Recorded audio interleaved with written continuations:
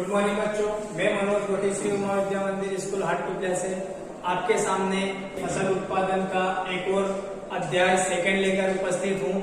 हम पहला चैप्टर अच्छे से पहले ही पढ़ चुके हैं। सेकंड अध्याय हमारा आता है पादप पोषण, यानी कि पादप पोषण को हम प्लांट न्यूट्रिएंट्स भी बोलते हैं। ठीक है, यहाँ पर हम सबसे पहले बात करते हैं पादप पोषण की। तो पादप पोषण का मतलब होता है पादपों को किस प्रकार से पोषण दिया जाता है, यानी कि हम हमारे लिए वर्ड यूज करें तो भोजन हो जाता है, और पादपों के लिए यदि यूज करते हैं तो उसको हम क्या कहते हैं, पोषण, प्लांट पोषण या फिर पादप पोषण उसको कह सकते हैं। यहाँ पर पाठ्यक्रम की बात करें तो इस अध्याय में हमें क्या क्या चीजें पढ़नी है उसके बारे में एक नजर डालते हैं। तो सबसे पहले हम पादप पोषण की परिभाषा को डिस्कस करेंगे। परिभाषा के बाद में हम चले तो पौधों के लिए कितने आवश्यक पोषक तत्व होते हैं, यानी कि पौधे को कितने आवश्यक पोषक तत्व होते हैं जिनकी रिक्वायरमेंट होती है उनकी लाइफ साइकिल चलाने के लिए। ठीक है, सेकंड पॉइंट के अंतर्गत हम देखेंगे पादप पोषण में तत्वों की अनिवार्यता की क्या क्या कसौटी होती है, यानी कि क्यों क्यों किस लिए वो अनिवार्य हो जाते हैं पोषक तत्व पौधे की वृद्धि एवं विकास के लिए, वो चीज हम इसके अंतर्गत डिस्कस करेंगे। तीसरा हमारा आता है आवश्यक पोषक तत्वों का वर्गीकरण, यानी कि ये जो आवश्यक पोषक तत्व होते हैं जो कि प्लांट को जिनकी आवश्यकता होती है वो कि उनको कितने वर्गों में वर्गीकृत किया गया है, तो वो सारी चीजें हम यहाँ पर डिस्कस करेंगे। नेक्स्ट हम देखते हैं महत्वपूर्ण पोषक तत्वों का रूप, यानी कि जो पोषक तत्व होते हैं वो पौधे को किस रूप में जमीन से या फिर मृदा से पौधा उसको किस रूप में एब्जॉर्ब करता है।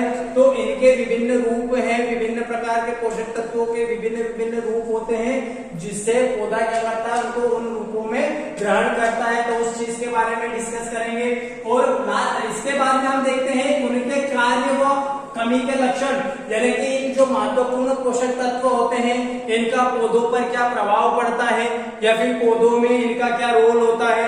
ठीक है, यानी कि इनके कार्य, और यदि इनकी कमी के लक्षण, यानी कि इनमें किसी प्रकार से कमी हो जाती है तत्वों की तो उनके क्या क्या लक्षण होते हैं, वो क्या प्रतिक्रिया देते हैं पौधे कि जिससे हम समझ सके कि इसमें किस प्रकार के पोषक तत्व की कमी है। नेक्स्ट चौथे पॉइंट की ओर हम चलते हैं। यहाँ पर एकीकृत पोषक तत्व प्रबंधन एवं प्रणाली का परिचय एवं महत्व हम यहाँ पर डिस्कस करेंगे। ठीक है, तो इन पॉइंट के बारे में हमें इस अध्याय में स्टडी करना है। यहाँ पर कुछ इम्पोर्टेंट थ्योरी दे रखी है 4-5 लाइनों के द्वारा, जिससे कि पादप पोषण का क्या रोल होता है या फिर पादप पोषण क्यों आवश्यक होता है पौधों को, वो यहाँ पर बताया गया है। ठीक है, इसमें हम देखते हैं, समझते हैं 4 लाइनों को, इनका क्या महत्व होता है पादप पोषण का प्लांट में। ठीक है, तो जो पादपों को भी क्या होता है अन्य जीवधारियों के समान भोजन, यानी कि पोषण भोजन के लिए जनरली हम जीवधारी जो होते हैं कौन सा वर्ड यूज करते हैं, भोजन वर्ड यूज करते हैं। और यदि पादपों के पोषण की भोजन की बात करेंगे तो हम पोषण वर्ड यूज यहाँ पर करेंगे। तो क्या होता है कि पादपों को भी अन्य जीवधारी यानी कि हमारे समान भी क्या है कि पोषण या भोजन की आवश्यकता होती है। ठीक है, अब जिनके अभाव में क्या होता है उनके विकास एवं वृद्धि ठीक से नहीं हो पाती है। यदि भोजन का या फिर उनके पोषण का अभाव रहेगा तो उनका जो विकास है या फिर वृद्धि है वो क्या हो जाती है, रुक जाती है। इसलिए आवश्यक होते हैं पोषक तत्व, है ना, उनके विकास एवं वृद्धि के लिए। आगे देखें तो एक निश्चित अवधि के बाद भोजन प्राप्त नहीं पर क्या होता है, यदि भोजन प्राप्त नहीं हो पाता है पादपों को तो क्या होता है कि उनके जो अन्य जीवधारियों की तरह भी उनकी क्या हो जाती है, मृत्यु हो जाती है, या फिर वो पौधे भी क्या हो जाते हैं, मर जाते हैं। यदि मान लो किसी प्रकार के पोषक तत्वों की कमी हो गई है प्लांट में तो उस कमी को पूरा करना आवश्यक होता है एक निश्चित अवधि के पहले। यदि हम उन पोषक तत्वों की रिक्वायरमेंट को फुलफिल नहीं कर पाते हैं तो उस कंडीशन में क्या होते हैं, अन्य जीवधारियों की भांति पौधे भी क्या होते हैं, मर जाते हैं।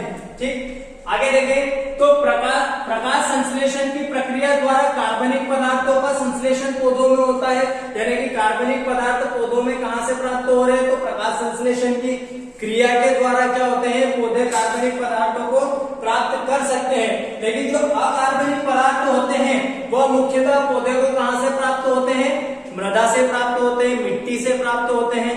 तो जैसे ही यदि मान लो मृदा में खनिज पोषक तत्वों की कमी हो जाती है तो हम उसमें डीएपी, यूरिया या कुछ अन्य पदार्थ दे करके क्या है इन पोषक तत्वों की जमीन में पूर्ति करते हैं, और इन पोषक तत्वों की पूर्ति करने के बाद क्या होते हैं, इसको पौधे इजीली एब्जॉर्ब कर पाते हैं, जिससे उनको पादपों की वृद्धि एवं विकास सुचारू रूप से चलती रहती है। तो इसमें देखते हैं कि जो ये अकार्बनिक तत्व होते हैं ये मुख्यतः कहाँ से प्राप्त होते हैं, मृदा से प्राप्त कर पाते हैं। ठीक है, अब जहां वे खनिज लवणों के रूप में उपस्थित होते हैं, यानी कि ये पोषक तत्व यदि जमीन में उपस्थित हैं तो ये किन रूप में उपस्थित होंगे, खनिज लवणों के रूप में वहां पर उपस्थित होंगे। किसके रूप में रहेंगे, खनिज लवणों के रूप में उपस्थित रहेंगे।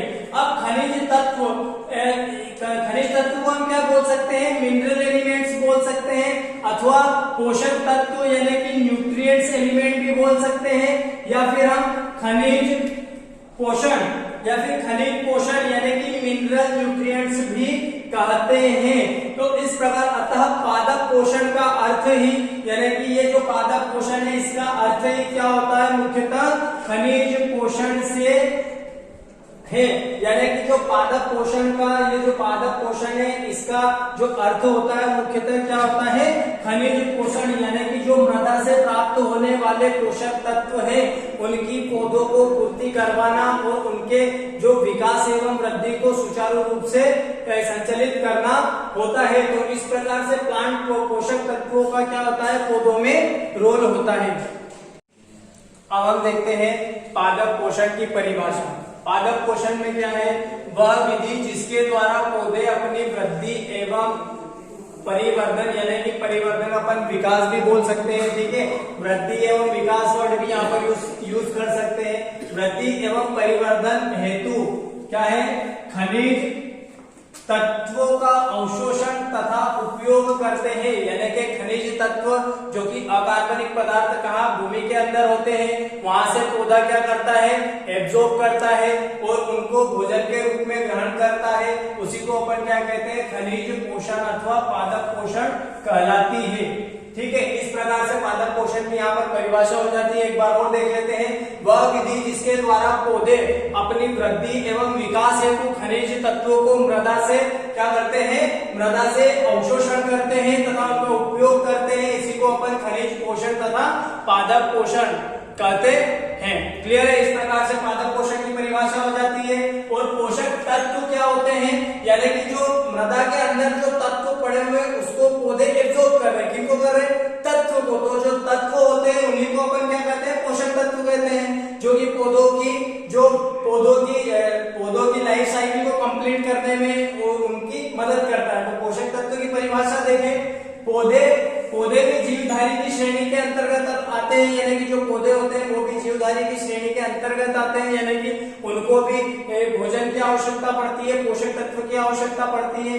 ठीक है, क्योंकि पौधे भी अन्य जीवधारियों की तरह, पौधे भी क्या है, अन्य जीवधारियों की तरह जन्म, मरण, वृद्धि, भोजन, श्वसन, उत्सर्जन आदि इत्यादि क्रियाएं करते हैं, या फिर उनके अंदर भी ये क्रियाएं होती है। हमारे जो बाकी के जो जीवधारी होते हैं उनमें भी ये सारी क्रियाएं होती है, उसी प्रकार पौधे में भी ये सारी क्रियाएं होती है।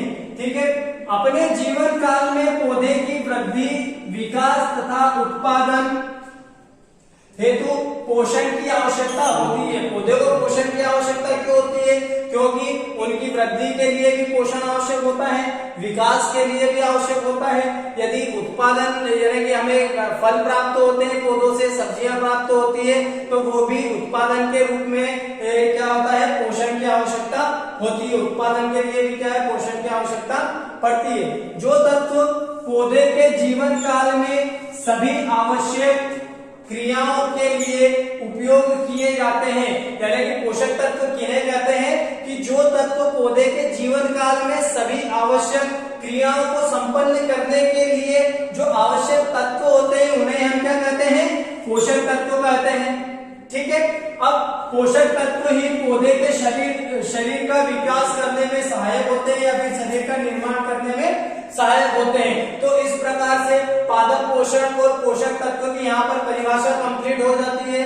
पौधों को विभिन्न प्रकार के पोषक तत्वों की आवश्यकता होती है, जिनको हम दो प्रकार से समझ सकते हैं। आवश्यक पोषक तत्व होते हैं और ऐसे पोषक तत्व होते हैं जो पौधों को अनावश्यक होते हैं, यानी कि पौधे के लिए उनकी आवश्यकता नहीं होती है। यानी कि आवश्यक पोषक तत्व यहाँ पर देखते हैं अपन, पहला अपना आता है आवश्यक पोषक तत्व, सेकेंड आता है अनावश्यक पोषक तत्व।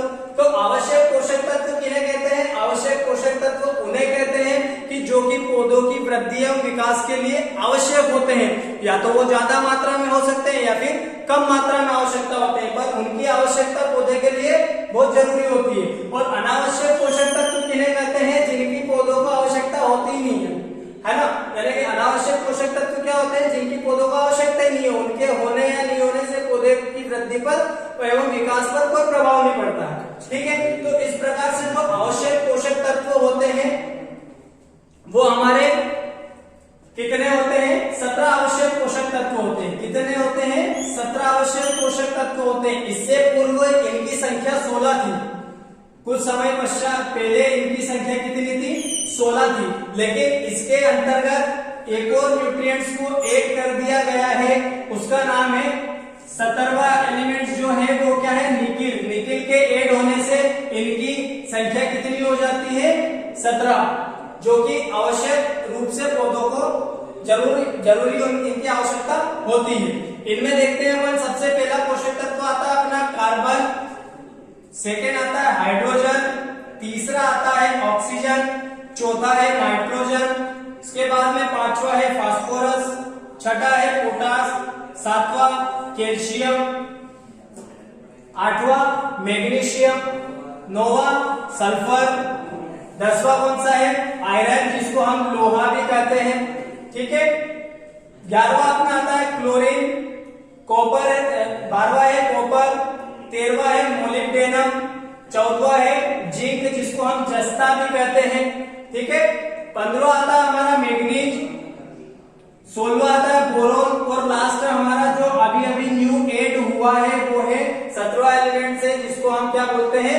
निकिल कहते हैं। तो ये विभिन्न प्रकार के जो पोषक तत्व होते हैं, इनको जिस सिंबल से हम डिनोट करते हैं वो भी हमारा जानने के लिए बहुत जरूरी होता है जानना इनको, कि जैसे कार्बन होते हैं इसके लिए हम C लिखते हैं, हाइड्रोजन के लिए H लिखते हैं, ऑक्सीजन के लिए O लिखते हैं, नाइट्रोजन के लिए N का उपयोग करते हैं। उसके बाद फास्फोरस को P से प्रदर्शित करते हैं, पोटास को K से प्रदर्शित करते हैं, कैल्शियम को Ca से प्रदर्शित करते हैं। उसके बाद मैग्नीशियम को Mg से प्रदर्शित किया जाता है, सल्फर को S से प्रदर्शित करते हैं, आयरन को हम यानी कि लोहा को हम Fe से प्रदर्शित करते हैं। उसके बाद क्लोरीन को Cl से प्रदर्शित करते हैं, कॉपर यानी कि तांबा की बात करें तो Cu से हम इसको प्रदर्शित करेंगे, मोलिब्डेनम की बात करें तो Mo से इसको प्रदर्शित करते हैं, जिंक की बात करें या फिर जस्ता इसको बोल सकते हैं, जिंक को हम जस्ता भी बोल सकते हैं, जिसको Zn से प्रदर्शित करते हैं। उसी प्रकार से हम मैग्नीज की बात करें तो Mn से प्रदर्शित करेंगे, बोरान की बात करें तो Bo से प्रदर्शित करते हैं। और 17वां एलिमेंट निकिल, जिसको अभी न्यूली ऐड हुआ है, यानी कि अभी अभी नया एलिमेंट जुड़ा हुआ है, तो इसको Ni से प्रदर्शित करते हैं। इस प्रकार हमारे ये 17 एलिमेंट्स हैं जो कि पौधों की वृद्धि के लिए आवश्यक